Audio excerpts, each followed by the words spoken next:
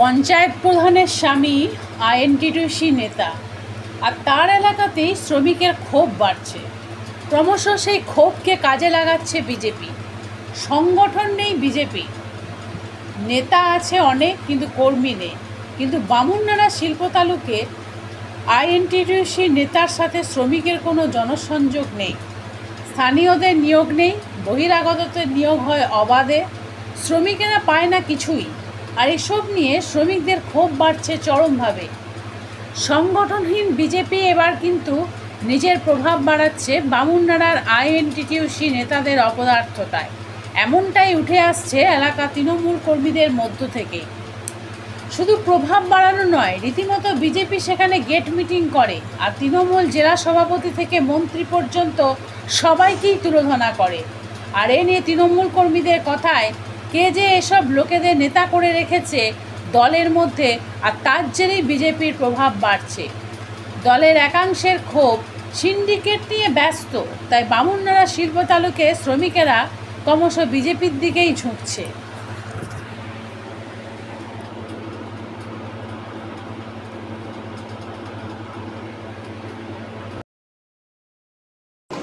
দুর্গাপুরে 100-র অধিক rod industries আছে, এমএসএমই ইন্ডাস্ট্রিজ আছে, স্মল স্কেল ইন্ডাস্ট্রিজ আছে, ফেরো ইন্ডাস্ট্রিজ আছে, রড আয়রন ইন্ডাস্ট্রিজ আছে, মিশ্র ইস্পাত শিল্প আছে, ভারী ইস্পাত শিল্প আছে।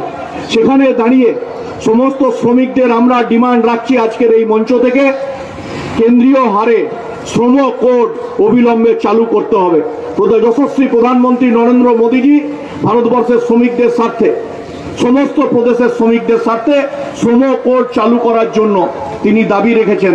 কেন শ্রম কোড দুর্গাপুর শিল্পাঞ্চলের শ্রমিকদের স্বার্থে ইমপ্লিমেন্টেশন হচ্ছে না, আমরা সেই ডিমান্ড দুর্গাপুরের ডেপুটি লেবার কমিশনার ডিএলসির কাছে আজকের এই মঞ্চ থেকে রাখতে চাইছি। আগামী দিন জেলা সভাপতির নেতৃত্বে জেলার পূর্ণাঙ্গ টিম ডিএলসি অফিস ঘেরাওয়ের আমরা লক্ষ্মী পুজোর পর ডাক দেবো। কেন শ্রমিকদের হচ্ছে সেখানে এখনো পর্যন্ত পূর্ণ অধিকার পাইয়ে দেওয়া হচ্ছে না? কেন প্রতিটা শ্রমিককে পিএফ এবং ইএসআই এর আওতায় আনা হচ্ছে না? আমরা সেই দাবি আজকের এই জায়গা থেকে তুলতে চাইছি। ভারতবর্ষের যশস্বী প্রধানমন্ত্রী নরেন্দ্র মোদীজি ইএসআই হসপিটালের সিস্টেমের মাধ্যমে, ইএসআই কর্পোরেশনের মাধ্যমে দুর্গাপুর ইএসআই হসপিটালকে 36 কোটি টাকা বরাদ্দ করেছেন। সেই টাকা শ্রমিকদের জন্য সেখানে ইনফ্রাস্ট্রাকচার ডেভেলপমেন্ট হয়েছে।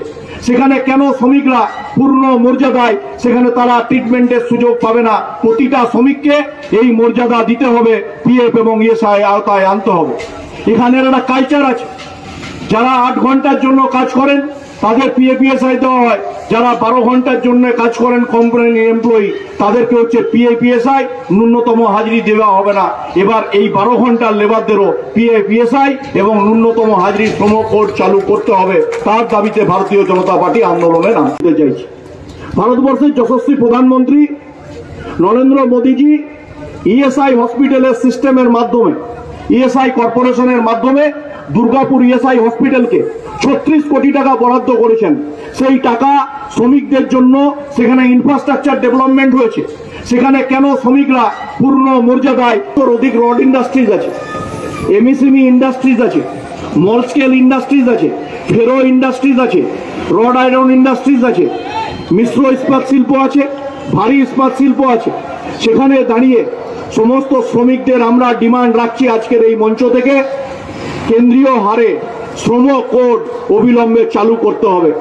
যশস্বী প্রধানমন্ত্রী নরেন্দ্র মোদীজি ভারতবর্ষের শ্রমিকদের স্বার্থে, সমস্ত প্রদেশের শ্রমিকদের স্বার্থে শ্রম কোড চালু করার জন্য তিনি দাবি রেখেছেন। কেন শ্রম কোড দুর্গাপুর শিল্পাঞ্চলের শ্রমিকদের স্বার্থে ইমপ্লিমেন্টেশন হচ্ছে না, আমরা সেই ডিমান্ড দুর্গাপুরের ডেপুটি লেবার কমিশনার ডিএলসির কাছে আজকের এই মঞ্চ থেকে রাখতে চাইছি।